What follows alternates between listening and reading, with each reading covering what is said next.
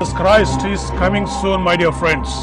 ప్రభువైన యేసుక్రీస్తు త్వరగా వచ్చుచున్నాడు నా ప్రియమైన స్నేహితులారా. And he is coming more sooner than we are all expecting, my friends. మరి మనం అందరము కూడా ఊహిస్తున్న దానికంటే అనుకుంటున్న దానికంటే కూడా ఆయన అతి త్వరగా రాబోచు ఉన్నాడు. And that's the good news I want to share with you. అది ఒక శుభవార్త మీతో నేను పంచుకోవాలనుకుంటున్నాను. Now this my attempt of mine in pointing out to the world events is not to excite you, but to create an interest in the prophetic fulfillments and to make you realize that Jesus coming is very, very soon. మరి ఈ ప్రవచనాల నెరవేర్పు అనేది ఈ రీతిగా జరుగుచున్నది అని చెప్పడానికి ఒక ముఖ్య ఉద్దేశం ఏమిటి అంటే, మిమ్మల్ని ఏదో ఉత్తేజభరితులు చెయ్యాలని నా ఉద్దేశం కాదు, గాని మీరు ఆ విషయాన్ని గ్రహించి ఆ విషయాన్ని మనసులో ఆలోచన చేసి ప్రభు త్వరగా వస్తున్నాడనే విషయాన్ని గురించి ఇంకా ఎక్కువగా ఆలోచించి దాని కొరకు సిద్ధపడాలని నా ఆలోచన. For more than a month we had been dwelling upon the Bible prophecies and the current events that are fulfilling very accurately every biblical prophecy concerning the return of Jesus Christ. గడిచినటువంటి నెల రోజులుగా కూడా ప్రభువైన యేసుక్రీస్తు రాకడకు ముందు ఎటువంటి విషయాలు ఏ విషయాలు జరుగుతూ ఉన్నవి, ప్రవచనాలనేవి ఏ రీతిగా నెరవేర్చబడుతూ వస్తున్నవి అనే విషయాన్ని గ్రహిస్తూ వస్తున్నాం. Now this program has been started with a vision and a burden to tell you that Jesus coming is very, very soon and that souls are perishing all over the world. We want to reach out to people and save as many people as possible from hellfire. ఈ ఒక కార్యక్రమం యొక్క ముఖ్య ఉద్దేశం ఏమిటి అంటే, ఈ ప్రపంచం అంతటా గమనించినట్లయితే కోట్లాది మంది ప్రజలు నశించిపోతూ ఉన్నారు, గురి లేక గమ్యం లేక జీవితాలు నాశనం చేసుకుంటూ ఉన్నారు. అటువంటి వారితో ప్రభువైన యేసుక్రీస్తు వారు తిరిగి వస్తున్నారు, ఆయన తన ప్రజల కొరకు వస్తున్నారని చెప్పి వారిని నరకం అనేటటువంటి అగ్ని గుండము నుండి వారిని రక్షించడానికి అనేక ఆత్మలను ప్రభు యొక్క రాకడ కొరకు సిద్ధపరచడం యొక్క ఉద్దేశమై ఉన్నది. ఆత్మలను రక్షించాలి, మనుషులను ప్రేరేపించాలి, వారిని ప్రభు వైపు పురుకొల్పాలి అనే ఉద్దేశము. Today I want to focus upon one subject that is called Israel. ఈ రోజు నేను ఒక అంశాన్ని గురించి లేవనెత్తబోతున్నాను, అది ఇజ్రాయేలు దేశము. Israel is one nation God loves so much. Israel దేశాన్ని దేవుడు ఎంతగానో ప్రేమించినటువంటి దేశం ఇది. The discussion on Israel and the meditation on Israel is so very crucial because Israel is the world's wall clock, prophecy wall clock. ఈ యొక్క ఇజ్రాయేలు దేశం గురించినటువంటి తప్పనిసరిగా ప్రవచనాల నెరవేర్పులో చెప్పవలసి ఉన్నది. ఎందుచేతను అంటే, ఈ ప్రపంచానికి అంతటికి కూడా ఒక గడియారం లాగా పనిచేసేది ఏంటంటే ఇజ్రాయేల్ దేశంలో జరిగేటటువంటి సంఘటనలు. Israel points towards the second coming of Jesus Christ. Israel దేశము ప్రభు యొక్క రెండవ రాకడ గురించిన విషయాన్ని ధృవీకరిస్తూ ఉన్నది, చూపిస్తూ ఉన్నది. Israel is in the center of the world. Israel భూమధ్య భాగంలో ఉన్నది. And God has chosen Israel for his purposes. దేవుడు ఇజ్రాయేలు దేశాన్ని తన యొక్క ఉద్దేశాల కొరకు ఎన్నిక చేసుకున్నాడు. That's why it is important to study about Israel because Jesus also pointed out towards Israel as that the fig tree symbolically is called Israel will blossom. కాబట్టి ప్రభువైన యేసుక్రీస్తు వారు కూడా ఇశ్రాయేలు దేశాన్ని గురించి ఆయన సూచిస్తూ ఉన్నాడు. ఇశ్రాయేలు అంజూరము చిగురించుచున్నది అనే ఒక మాటను ఆయన వాడి ఉన్నారు. He talks about the blossoming of the fig tree. ఒక అంజూరము యొక్క పుష్పించుట అనే మాటను ఆయన వాడి ఉన్నారు. And that is symbolic of the nation of Israel. అది ఇజ్రాయేలు దేశానికి ముంగుర్తుగా చెప్తున్నారు ప్రభు. And that's why from today onwards for the next 4 weeks we are going to dwell upon Israel because that is the last important crucial prophecy that is fulfilled before the coming of Christ.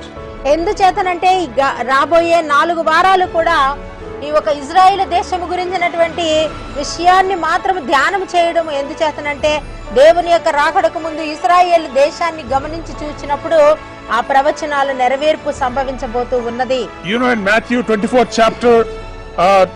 chapter 32 verse, it says, now learn a parable of the fig tree. ఇదిగో అంజూరపు చెట్టును చూచి ఒక ఉపమానాన్ని మీరు నేర్చుకొని అంటున్నారు మత్తయి 24:32 వచనంలో. When his branch is yet tender and putteth forth leaves, you know that the summer is near.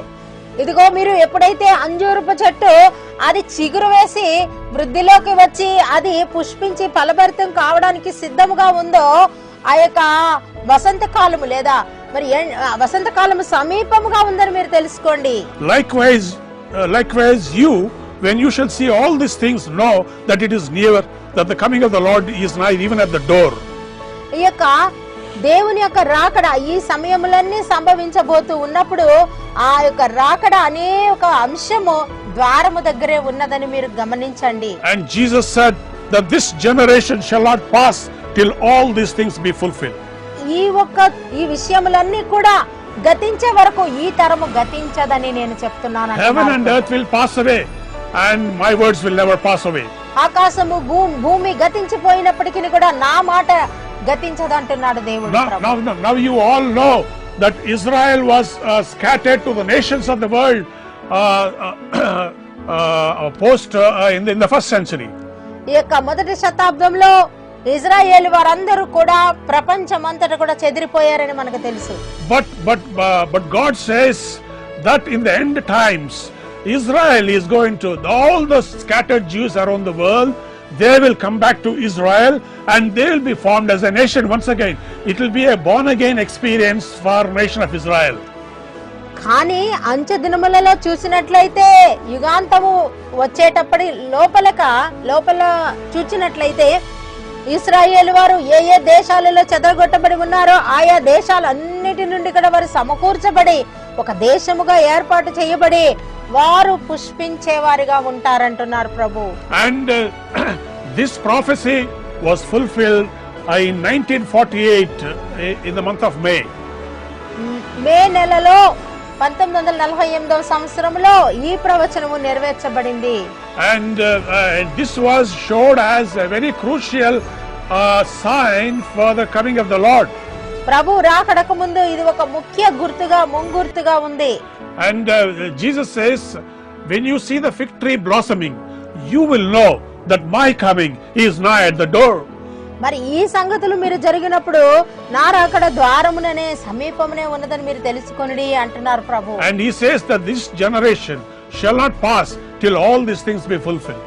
ఈ యొక్క సంగతులు సంభవించే వరకు ఈ తరము గతించదంటున్నారు ప్రభు. In other words, he says the same generation that saw the blossoming of the fig tree will also see the coming of the Lord.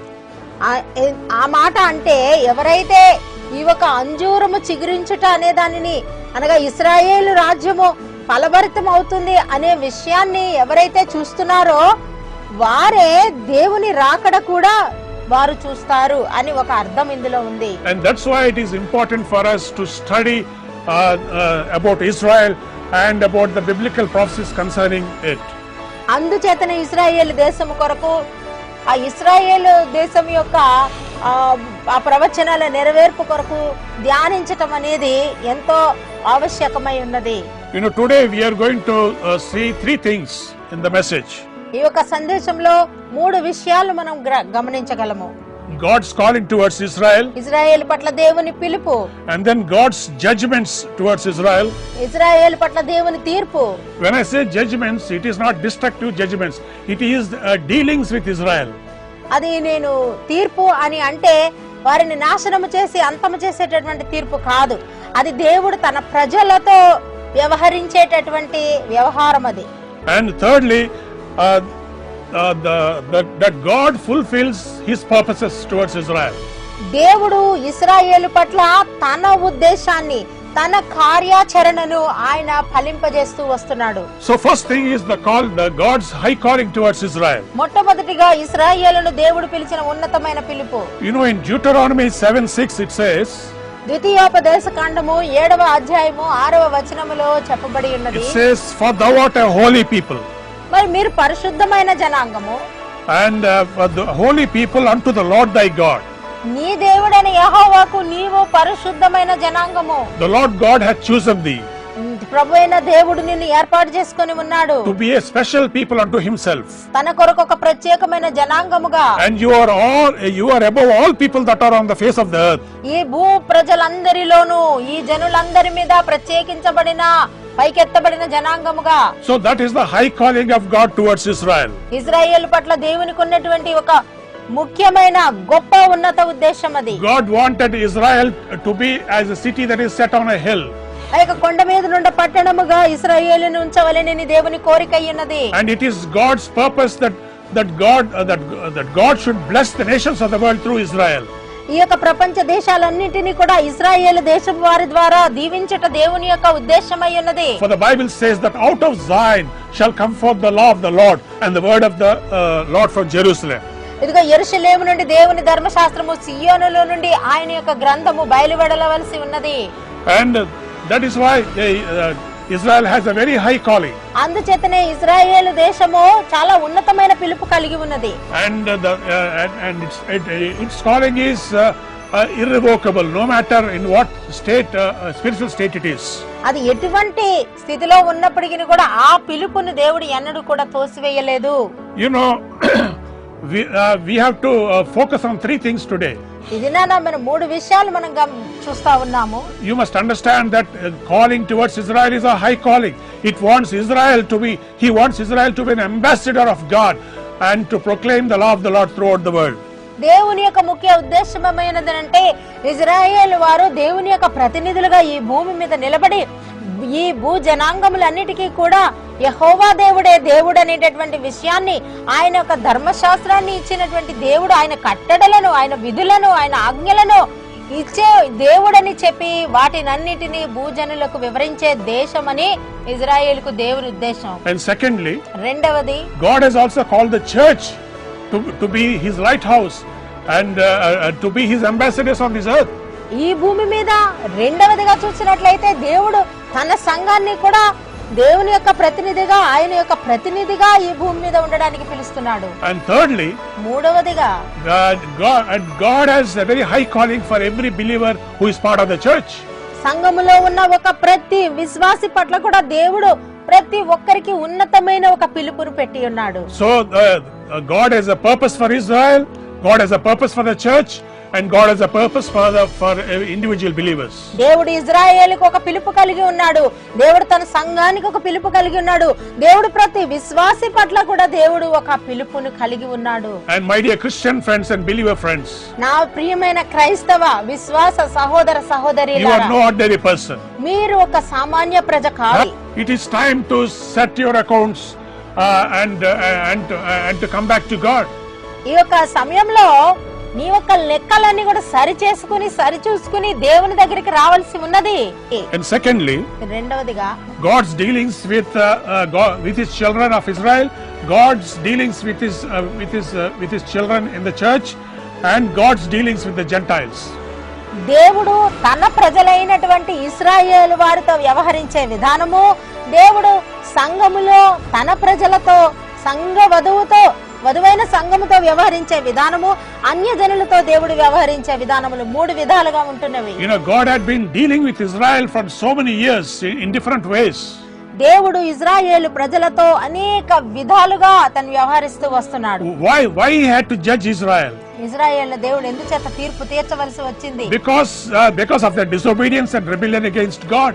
దేవుని పట్ల వారుకున్నటువంటి అవిధేయత వలన, తిరుగుబాటు వలన వారిని శిక్షించవలసి వచ్చింది. God loves Israel so much. ఇజ్రాయేలుని దేవుడు చాలా ప్రేమించి ఉన్నాడు. But in spite of it, he had to subject them, take them to a very difficult journey, a tumultuous journey in their life. దేవుడు ఇజ్రాయేలును ఎంతో ప్రేమించినప్పటికీ కూడా వారి యొక్క తిరుగుబాటు బట్టి, వారి యొక్క ద్రోహ బుద్ధిని బట్టి వారిని ఎంతో కష్టతరమైన మార్గముల గుండా నడిపించవలసి వచ్చింది. And because of their rebellion against God and because of their disobedience to God, దేవుని పట్ల వారికి ఉన్న తిరుగుబాటును బట్టి ఎన్నో కఠినమైన మార్గాల గుండా వారు వెళ్ళవలసి వచ్చింది. So when God judges his people Israel, it is with the very sole purpose of rectifying their life and to deal with their life and to bring them back to the original calling. దేవుడు వారి యొక్క జీవితాన్ని సరిచేసే ఉద్దేశంతోనూ, వారిని సక్రమైన మార్గముతోనూ, వారిని సరియైన విధానంలో, క్రమమైన విధానంలో వారిని నడిపించే ఉద్దేశంతో దేవుడు వారిని శిక్షణకు లోపరిచి And వచ్చింది. because of their disobedience for so many years, ఎన్నో సంవత్సరాలు వారు తిరుగుబాటు చేసే చేత they were subjected to persecution. వారు ఎన్నో హింసలు శ్రమలు పొంది ఉన్నారు. They had to go through very hard times in their own land. వారి యొక్క దేశంలోనే వారు ఎన్నో కష్ట సమయములు అనుభవించవలసి And వచ్చింది. alien kings had to come and rule over them. అన్యజనులైనటువంటి వారు వచ్చి వారిని పరిపాలించారు. They were in bondage. They were in severe persecution.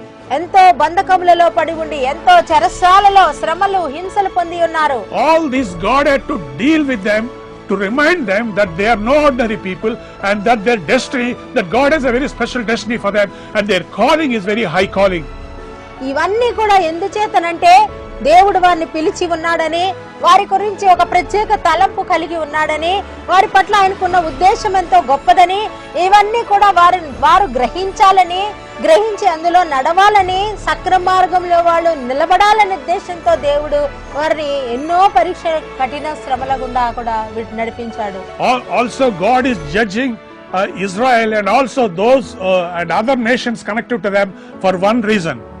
దేవుడు ఆ ఇశ్రాయేలు వారిని మరి అనేక ఆ అన్యజనులైన వారిని కూడా వారితో సంబంధాలు కలిగి ఉన్న వారిని కూడా ఆయన కఠినంగా కూడా వ్యవహరించాడు, తీర్పులు పంపించాడు. ఎందుచేతనంటే God has given them a territory, a land on the north and the south and the east and the west, and God had given them a road map of the territory of Israel.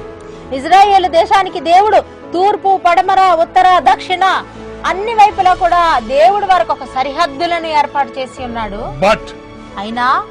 But God was judging Israel because it has compromised on the territory that God had given them. ఎందుచేతనంటే దేవుడు వారికి ఇచ్చినటువంటి ఆ భూభాగం విషయంలో కూడా వారు రాజీ పడిపోయారు. They had recently in 1977, 1977వ సంవత్సరంలో when Jimmy Carter was president of America, అమెరికాకు జిమ్మీ కార్టర్ అనే ఆయన ప్రెసిడెంట్ గా ఉండగా he brokered a deal and made Israel to sign a deal, a peace deal that is called Land for Peace deal. Israel వారి చేత ఒక ఒప్పంద పత్రం రాయించి సంతకం పెట్టించాడు. అది ఏంటంటే శాంతి కొరకైనటువంటి ఒక ఒప్పందం. That is that Israel should vacate the territories it occupied or it claimed as its own from Egypt, from Golan Heights and from Syria and Lebanon. It had to withdraw all this and in the name of brokering peace. ఈ యొక్క శాంతి అనేటటువంటి పేరు మీద ఆ Golan ఆ యొక్క పర్వతాల దగ్గర నుండి, ఆ లెబనాన్ దగ్గర నుండి, ఆ సిరియా దేశం నుండి కూడా వారు వెళ్లిపోవాలని, వారు తమ భూభాగాన్ని వారు విడిచిపెట్టి రావాలనేటటువంటి ఒప్పందాన్ని ఆ ఒక అధ్యక్షుడు చేసి ఉన్నాడు. So God is judging America and Israel and other nations who are making the children of God compromise on what God had given them. దేవుడు వారికి ఇచ్చినటువంటి భూభాగమును వారు అందులోంచి వాళ్ళు తొలగిపోయేలాగా, వెళ్లిపోయేలాగా చేసినటువంటి ఆ యొక్క అటువంటి వారిని అందరినీ కూడా ఏ ప్రజలైతే మరి రాజీ పడి వెనక తిరిగారో వారందరినీ కూడా దేవుడు తీర్పుల పాలు చేశాడు. And thirdly, మూడవదిగా in this God's judgment is also for believers. మరి దేవుని యొక్క తీర్పు విశ్వాసులకు కూడా. God also, when I say God judges believers, again I say it is judgment means God's dealings with believers. మరి కూడా తీర్పు అనగానే దేవుడేదో తీర్పు తీర్చి వారిని నాశనం చేయాలి అనేది కాదు దేవుని ఉద్దేశం.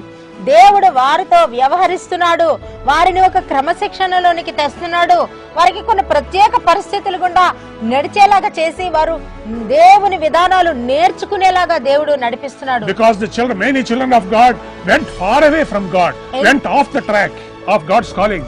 దేవుడు యొక్క పిలుపును విడిచిపెట్టి దేవుని ఉద్దేశాన్ని లక్ష్య పెట్టకుండా మరిచిపోయి దానికి దూరంగా వెళ్లిపోయారు. ఎక్కడికో వెళ్లిపోతున్నటువంటి తన ప్రజలను, తన పిలుపు కలిగినటువంటి తన బిడ్డలను ఒక క్రమంలో పెట్టదలిచి దేవుడు వారిని క్రమశిక్షకు లోబరుస్తున్నాడు. My believer friend, have you ever thought about the tumultuous journey of life and problems and very difficult things that are happening in your life which you are unable to understand why you're going through them? What is happening in your life? Have you ever thought about it?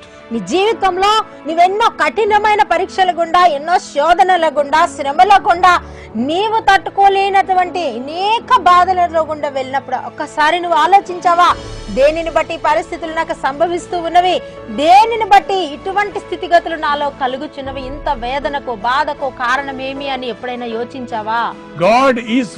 God is committed to fulfilling his purposes.